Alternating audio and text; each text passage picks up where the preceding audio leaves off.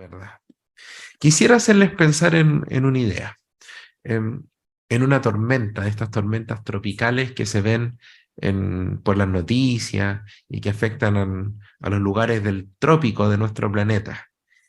Cuando usted ve eso, ve que se lleva a casa, se vuelan techos, ya sea el viento o el agua, causa mucho destrozo, hasta vehículos de repente se ven arrastrados por la fuerza del viento y del agua.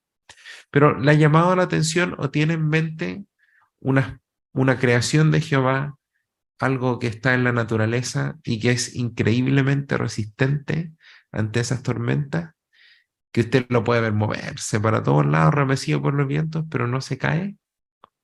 ¿En qué piensa? Una palmera, puede ser, ¿cierto? Tenga esa figura en mente porque trataremos de sacar una lección de la creación a partir de esta maravillosa creación de Jehová. Pero antes de ir a esta lección, una pregunta. ¿Podremos nosotros ser tan fuertes como esa palmera frente a las tormentas de la vida cuando éstas nos golpean? ¿Qué les parece que veamos primero la opinión de Jehová al respecto? A nuestra resistencia, a nuestra capacidad de soportar. Le invito, por favor, a que vamos a la segunda carta de Pedro. Vamos a leer el capítulo 1 y el versículo 12. Y deje su Biblia ahí abierta un ratito después de leer el versículo, porque trataremos de ver otro pasaje más también de esta porción. Segunda carta de Pedro, capítulo 1, versículo 12 dice: Por eso tengo la intención de recordarles siempre estas cosas, aunque ustedes ya las saben y están bien establecidos en la verdad que está presente en ustedes. Qué interesante las palabras que se le dijo a los cristianos y que fue Jehová a través del apóstol Pedro. Si ustedes notan en la mitad o la segunda parte del versículo, ahí al referirse a ellos no se dijo, bueno, espero que estén bien firmes, más les vale. No dijo eso, sino que transmitió confianza. Y esa es la forma de ver que tiene Jehová de cada uno de sus siervos. Ahí el relato dice, están bien establecidos en la verdad, con convicción, con certeza. Y esa es la forma a través de la cual Jehová nos ve. Cuando Jehová nos ve, percibe eso, que estamos firmes. Pero eso no quita que uno de manera individual se haga la pregunta, ¿qué hay de mí? ¿Qué hay de mi situación? Sabemos que Jehová ve así a su pueblo, pero ¿qué hay de mí? Bueno, pensemos en la lección que podemos sacar de la palmera. ¿Por qué razón la palmera es tan firme? Bueno, hay muchas cosas que la caracterizan. Primero, cómo son sus raíces y cómo penetran la tierra. Pero hoy día queremos hablar de otro detalle y tiene que ver con la forma de su tronco. Y es una particularidad bien interesante porque, como primera anécdota, quizá usted lo ha escuchado, quizás no, según los botánicos, la palmera no es un árbol, es un pasto gigante. ¿Había escuchado eso usted antes? No es un árbol, sino un pasto gigante. Ya, ¿por qué se dice eso de la palmera? Y vamos a ver cómo eso nos enseña algo a nosotros. Bueno, si usted parte un árbol, cualquier especie de árbol, ¿cuál es una característica de un árbol? Que uno le ve al laminarlo los anillos, ¿cierto? Y eso es muy característico y de hecho es así porque el árbol no solo crece en altura, sino que también se enancha en el tiempo. Bueno, algunos que no somos árboles nos pasa lo mismo, pero estamos hablando de los árboles. Y la marca de ese crecimiento queda registrada en los anillos. Y por eso la típica relación que uno hace en los anillos es que si uno conoce la especie y los anillos, se los cuenta, sabe más o menos cuántos años ese árbol puede tener. Esa es como una idea básica. Pero si usted hace lo mismo con una palmera, usted no se va a topar con ningún anillo, porque no es un árbol. Al contrario, se va a encontrar con fibras. Va a darse cuenta que el tronco de la palmera está lleno de fibras, como pelitos que se asoman. Y esto me hizo recordar algo y que eso explica un poquito su durabilidad, su firmeza, su resistencia. Me hizo recordar en una ocasión cuando teníamos que hacer un arreglo eléctrico con Javi en casa. Y yo no soy eléctrico, pero sentí que era algo que podía hacer. Así que fui a comprar, y si hay eléctrico, no me miro el feo porque yo digo cable, alambre, he escuchado que son cosas distintas, pero yo lo uso de manera indistinta. Pero me van a perdonar por eso. Creo que representa a la mayoría que no sabemos qué es un cable, qué es un alambre. Ya fui a comprar y en mi mente yo quería un cable bueno y tenía asociado en mi mente estos cables que era un cobrecito grueso, pero un solo pelito, por decirlo así, pero grueso, bien envuelto en plástico, porque es lo que uno acostumbra. Pero cuando fui a la ferretería, no encontré eso. Encontré la misma envoltura plástica, pero un montón de pelitos de cobre. Y yo lo miré y yo le dije al dueño de la ferretería, pero es que yo quiero el cable del bueno, po. Y se rió el hombre, me dijo, no, sí, este es bueno. ¿Para qué lo quiere? Le conté, pero no, esto es lo mejor, porque mire, como son varios pelitos, va a ser más flexible para usted.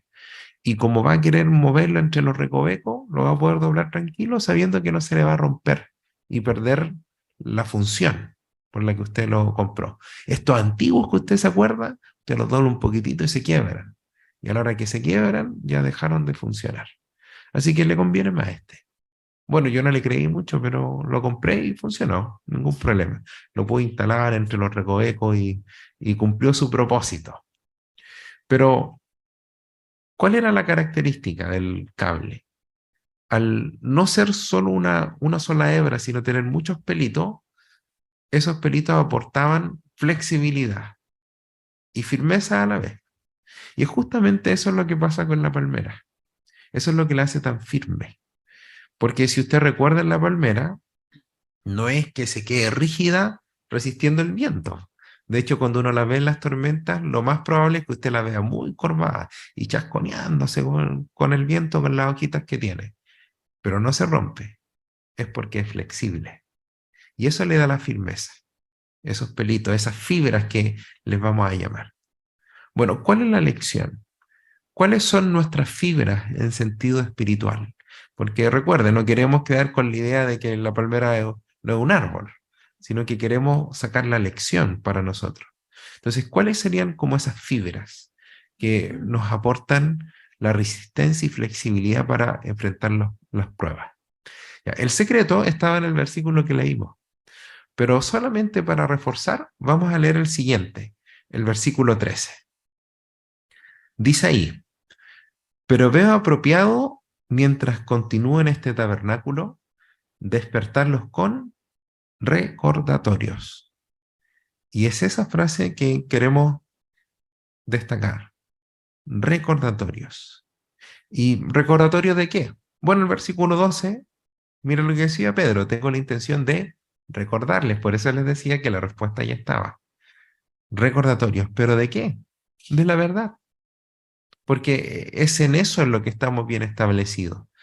Nuestro tronco espiritual podríamos decir que es el tronco de la verdad. Eso es lo que nos mantiene firme, nos mantiene sólidos.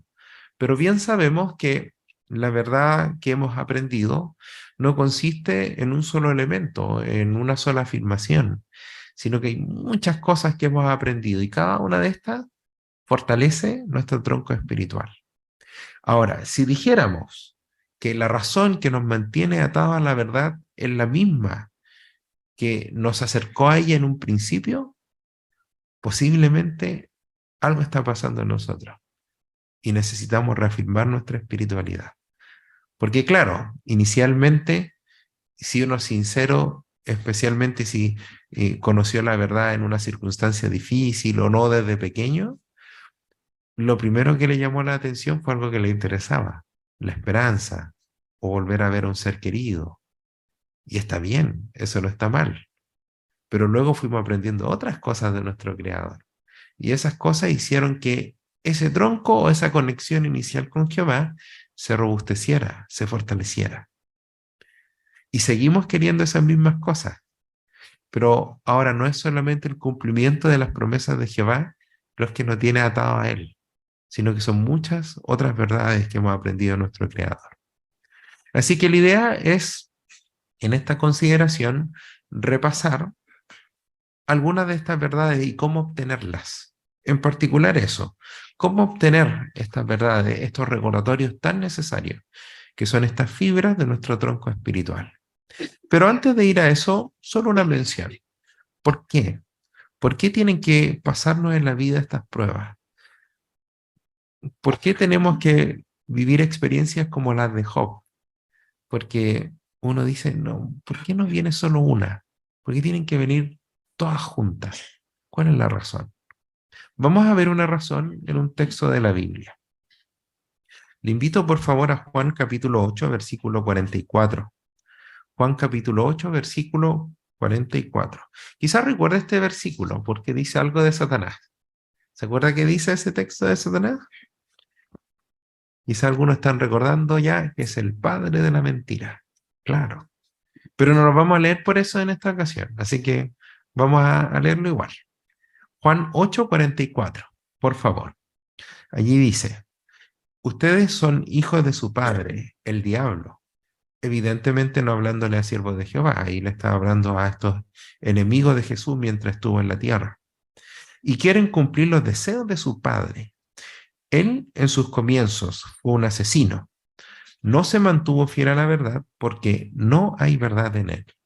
Cada vez que dice una mentira, habla de acuerdo con su forma de ser, porque es un mentiroso y el padre de la mentira. Aquí está el detalle, aquí se dice que Satanás es el padre de la mentira. Pero el versículo a la mitad dice un detalle interesante. Dice que él no se mantuvo fiel a la verdad. Y si usted quizás recuerda cómo se leía antes en la Biblia con referencias, ahí decía, no permaneció firme en la verdad. Y si usted hace el contraste, es exactamente lo contrario que se dice de los cristianos, que estamos bien establecidos en la verdad. Y Satanás no permaneció firme en ella. Y eso le da una rabia que no puede soportar. Porque esta es su forma de ser egoísta. Él piensa, si yo no pude, nadie puede. Y su misión es hacerle ver eso a Jehová. ¿Y qué herramientas tiene a su disposición? Las pruebas a través de este mundo, las dificultades, el poder ponernos escollos en el camino en nuestro servicio a Jehová. Y eso es lo que hace que se presenten vez tras vez dificultades. Pero es también lo que nos brinda motivación, porque cuando estas dificultades están y nosotros las pasamos, estamos dejando a Satanás como mentiroso, como dice el versículo, como el padre de la mentira. Así que eso nos debiera dar incluso más fuerza para estar bien establecidos en la verdad, fortalecer nuestro tronco espiritual. Entonces, vamos ahora a la respuesta principal. ¿Cómo podemos obtener esta verdad? Vamos a ver tres medios. El primero es muy evidente, es nuestro Dios, es Jehová. ¿Y por qué decimos que Jehová es el principal medio para obtener la verdad? Bueno, la Biblia dice que hay algo que para Jehová es imposible. ¿Recuerda usted qué es eso? Ya, mentir. Muy bien. ¿Dónde dice eso la Biblia? ¿Se acuerda usted dónde dice eso la Biblia? Quizás muchos se están acordando de Tito 1:2. Ya. Pero ese es uno de los dos versículos que hablan de esto, de la imposibilidad, de que Jehová es imposible. Hay otros textos que dicen que Jehová no miente, pero ahí hablan de eso, es imposible. Tito es uno. ¿Cuál es el otro? Ya, vamos al otro, ¿les parece? Para que no quedemos con la duda. Pero no lo leemos solo por eso, no es solo una repetición. Le invito a la carta a los Hebreos. Ahí está el versículo. Hebreos capítulo 6, y vamos a leer el versículo 18. Hebreos capítulo 6, versículo 18. Allí dice, lo hizo para que, mediante esas dos cosas que no cambian y sobre las que es imposible que Dios mienta, los que hemos huido al refugio tengamos mucho ánimo, para aferrarnos a la esperanza que está ante nosotros. Ahí se menciona, ¿se fija? Que es imposible que Dios mienta. Pero dijimos que no íbamos a leer este versículo porque fuera simplemente una repetición de Tito 1:2. Queremos sacar algo de este versículo y de su contexto. Fíjese al principio. No solamente dice que es imposible que Dios mienta. Al principio dice que hay dos cosas que hacen eso imposible. Entonces la pregunta, ¿cuáles son las dos cosas que hacen imposible que Dios mienta? ¿Cuáles son esas dos cosas? Necesitamos ver el contexto para entender eso, porque si se fija es como una continuación. Al hablar de estas dos cosas, como que uno entiende que estaba hablando de ellas justo antes. Entonces veamos, si vemos el versículo 16 y 17, vemos que en estos dos versículos se habla de que Jehová ha hecho dos cosas. Ha hecho una promesa y un juramento. ¿Cómo estas cosas nos ayudan a confiar en que podemos obtener la verdad a través de Jehová? Bueno, primero, ¿qué es una promesa? La promesa es cuando a uno le afirman algo y le aseguran que eso se va a cumplir, ¿cierto? Así que en la práctica, o siendo técnicos, cualquier afirmación de Jehová es una promesa, porque si Jehová dice que va a hacer algo, es porque lo va a hacer. Así que cualquier afirmación de Jehová es una promesa. Ahora bien, ¿qué es un juramento? Ya, pensemos brevemente en por qué cosas juran las personas o cuando las personas exigen un juramento. Uno inmediatamente piensa en lo judicial, ya, pero muy enredado. Vamos a algo más sencillo. Yo sé que usted está pensando que Jesús dijo, ya, no juren, pero Jesús no dijo no juren nunca. Él dijo no juren en vano. De hecho, en la Biblia hay muchos juramentos.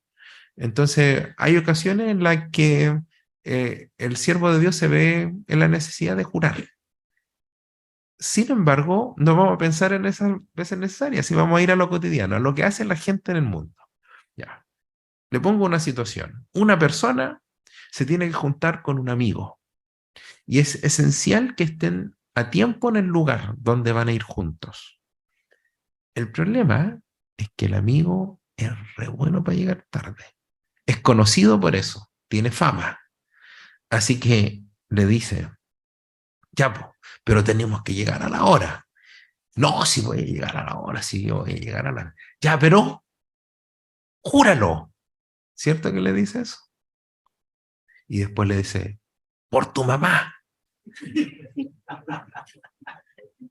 Ya, yo aquí no lo hago solo porque sea un comentario jocoso, tiene un sentido. ¿Cuál es la frase completa? ¿Qué le pasa a la mamá? ¿O qué le debería pasar a la mamá? Y ahí algunos me están diciendo, se muere. Claro, eso es lo que se supone que amarra el juramento. Bueno, hay personas que en el trabajo es famoso, es el que ha matado a la tía, a la mamá, al papá, todo porque no cumple sus palabras. Así está el mundo, incluso con los juramentos. Pero eso expresa una idea base de los juramentos y cómo estos se hacen. El juramento es un compromiso inequívoco, así como un contrato de que uno va a cumplir lo que dice. Por eso uno pide el juramento. ¿Ya? ¿Por qué se mete a una persona? Porque siempre en la Biblia los juramentos también involucraban a alguien. Y normalmente ese alguien tenía que ser alguien superior a uno. Y casualmente se da que en la Biblia los juramentos que hicieron personas siempre usaban eh, como la persona involucrada o a quien involucraban a Jehová mismo. Entonces juraban por Jehová. Y eso le daba validez a los juramentos. El problema es que aquí es Jehová, que no necesita jurar, el que nos está jurando algo. Pero, ¿por quién jura Jehová? Si no hay nadie superior a él. Bueno, Jehová jura por sí mismo. Y aquí hace algo increíble, porque Jehová no necesita jurar, pero lo hace solamente para que estemos tranquilos de que Él va a cumplir.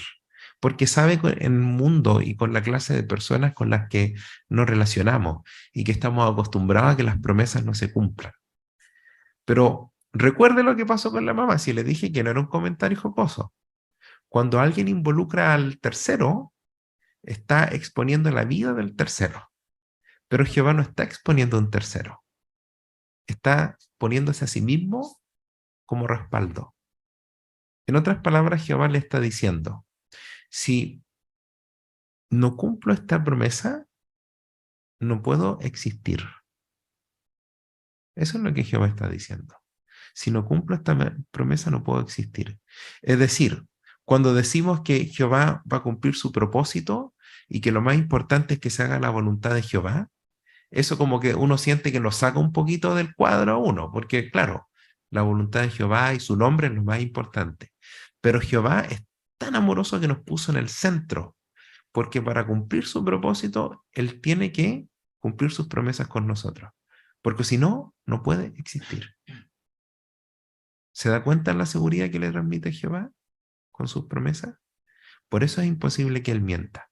¿Cómo nos sirve esto? Mire, fijémonos ahora en la otra parte que indicábamos de Hebreos 6:18, la que leímos al final.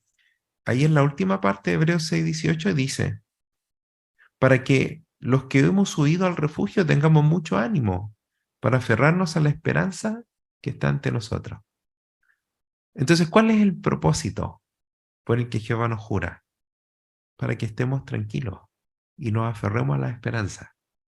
Así que cuando usted lea una promesa de la Biblia, que a usted le afecte especialmente, que usted desea y necesita que se cumpla, recuerde que Jehová puso su vida en juego para cumplirle. Y eso nos hace leer esas promesas como una realidad. Así que podemos acudir a Jehová y a su palabra en la Biblia con total confianza, sabiendo que Él va a cumplir. ¿Qué otro medio tenemos para saber que Jehová cumple? ¿O de qué otra forma podemos acudir a la verdad? Ya sabemos a través de Jehová y su palabra en la Biblia. Pero también tenemos a su Hijo Jesús, que también eh, no por nada se le llama el camino, la verdad y la vida. Y de hecho, tan solo en el Evangelio de Juan se asocia a Jesús con la verdad de muchas formas. Se le llama la luz verdadera, el verdadero pan, el alimento de verdad, la vid verdadera. A través de todas esas palabras se hace una estrecha asociación entre Jesús y la verdad. ¿Y dónde está la vida de Jesús? En la Biblia. Entonces, usted puede decir, bueno, estamos volviendo a lo mismo. Decíamos que hay que leer la Biblia y las promesas de Jehová. Ahora hay que leer la Biblia para conocer la vida de Jesús. Pero no es solo leer, porque leer de hecho puede ser muy entretenido. Y se vio en una de las presentaciones que se hizo porque se hablaba de leer la Biblia. Y de hecho, muchos de nosotros recordamos a, a las personas que si quieren leer la Biblia, ¿por dónde partan? Por los evangelios, porque son más entretenidos, son más fáciles de leer. Es más fácil empezar ahí que por Génesis. Sin embargo, la vida de Jesús no debe ser solo un objeto de entretención. Uno de los motivos por los que Jehová envió a Jesús a la tierra es para mostrarnos cómo debe vivir un ser humano si vive la verdad. Así que cuando vemos el ejemplo de Jesús y lo aplicamos en nuestra vida, estamos haciendo esa verdad como parte nuestra. Así que no es solo leer los relatos de la vida de Jesús para hacer la verdad nuestra, sino que es vivir la verdad. Vivir la vida como la hubiera vivido Jesús.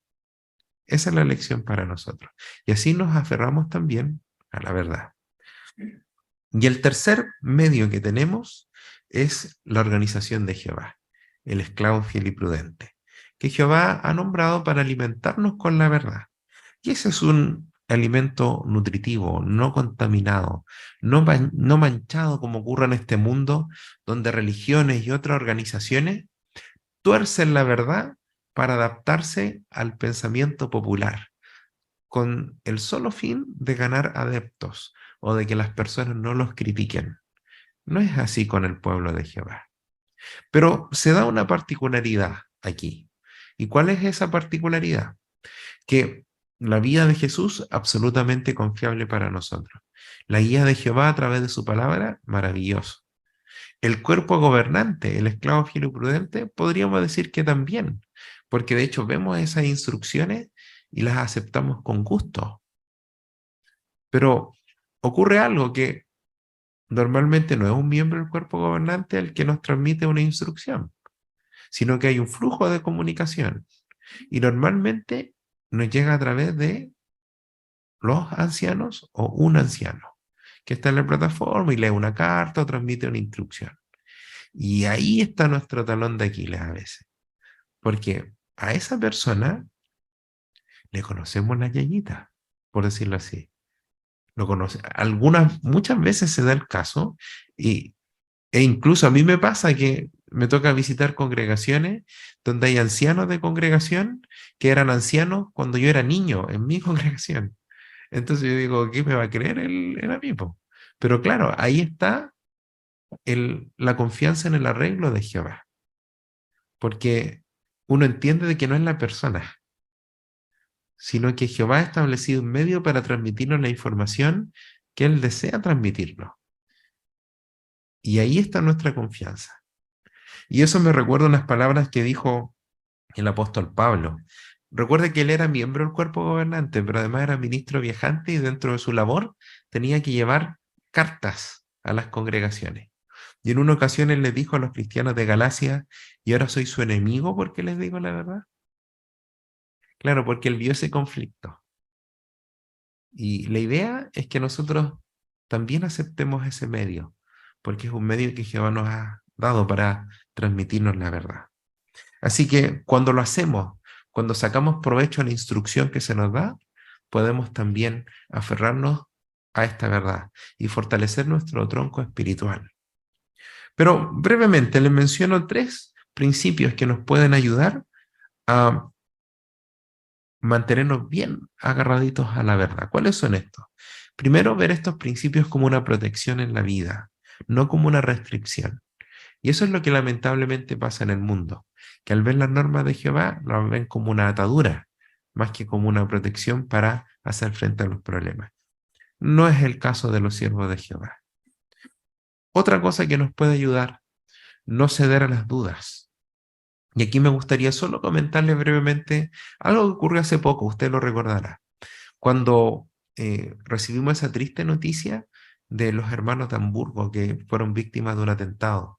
¿Se acuerdan de lo que ocurrió? Ya, solo una pregunta breve. ¿Cómo se enteró? Pero la verdad sí. jw.org. Bueno, todos tenemos un amigo periodista, ¿cierto? Sí. Le llegó a través de un amigo que le envió un mensaje y le contó. ¿Y cuál es la situación que pasa ahí? Que claro, uno recibe una noticia de una fuente seglar y uno quiere averiguar más. Y se pone a buscar y averigua. Bueno, no hubo ni pecado ni mala intención de ninguno de nosotros al querer hacerlo. Pero en la pasada nos dimos cuenta de algo, lo imprecisa que son las noticias. ¿Se acuerda que no sabía qué creer y a quién creerle? Ya. Pero ese no es el problema, no es el punto al que queremos ir. Gracias a Jehová, después recibimos la instrucción precisa a través del sitio JW. Y qué rápido es ahora. Antes era una carta y los hermanos en antaño tenían que esperar semanas o meses y entre medio tranquilidad, esperar. Pero ahora al otro día estaba la información publicada. Pero pasa algo con esto. Los teléfonos son llamados, entre comillas, inteligentes por una razón, porque tratan de predecir el comportamiento de las personas y sus intereses. Ese es su trabajo. Ese es el negocio, de hecho, de las empresas. ¿Y por qué esto es relevante? Porque bastó que uno hiciera uno, dos, tres o cuatro búsquedas de los testigos y el teléfono dijo, a este caballero le gustan los testigos de Jehová. Así que luego usted ya no tenía que buscar noticias, le aparecían solitas. Y a veces ni siquiera tenía que entrar, sino que le aparecen notificaciones. Y ahí está el peligro. Porque normalmente en estas noticias que obviamente son manejadas por el mundo de Satanás, ya sea el contenido de la noticia o incluso los comentarios que ahora gente anónima puede poner, o hablan mal de Jehová, de su organización, o ya son derechamente apóstatas. Y eso es peligroso. Podríamos decir que es como un viento lateral en estas tormentas que pone Satanás para ver si por ahí nos atrapa. Y tenemos que ser cuidadosos para no caer en esa trampa. Y solo me gustaría comentarles una ayuda más. La importancia de dedicar tiempo a pensar en las pruebas que confirman que estamos en la verdad y en las bendiciones de estar bien establecidos. Es muy interesante porque piensa en esto. ¿Qué es lo que usted lo atrajo a la verdad? ¿O qué lo mantiene arraigado? ¿El amor cristiano, la unidad de creencia, la predicación mundial? Bueno, como decíamos al principio, lo más probable es que ya a esta altura no sea una pura cosa, sino que un conjunto de cosas que nos mantienen asidos a la verdad, además de los beneficios que hemos visto en nuestra propia vida, las bendiciones. Y esto lo vemos constantemente repetido en las reuniones, en videos, etcétera. Y puede ocasionar esto un peligro. Que uno diga, pero si esto yo ya me lo sé. Me lo sé tanto que no voy a ir a reunión hoy día. O no voy a estudiar si esto algo. No, si esto yo ya lo conozco. Es un peligro. Porque recuerde, ¿qué es lo que nos mantenía firmes? Los recordatorios. Los necesitamos porque si no nos debilitamos en sentido espiritual. Y para explicar esto, en una ocasión en una revista Atalaya se puso la siguiente ilustración. Contaba la historia de eh, se me escapó el nombre en esta ocasión, de Miguel Ángel, ahí está, el pintor y escultor. Él estaba trabajando en una escultura y llegó un amigo a verlo. Y resulta que lo vio trabajando y le pareció maravillosa, como son las esculturas de Miguel Ángel. Pasó el tiempo y el amigo volvió y vio que seguía trabajando en la misma escultura. Así que le dijo, oye, ¿y todavía en esto? Y le dijo, sí. ¿Y en qué ha estado trabajando? Bueno, la encontró igual. Y Miguel Ángel le empezó a indicar todos los detallitos donde él estuvo trabajando, aquí en el codo, en el ojo. Y el amigo le dijo, bueno, pero estas son puras pequeñeces.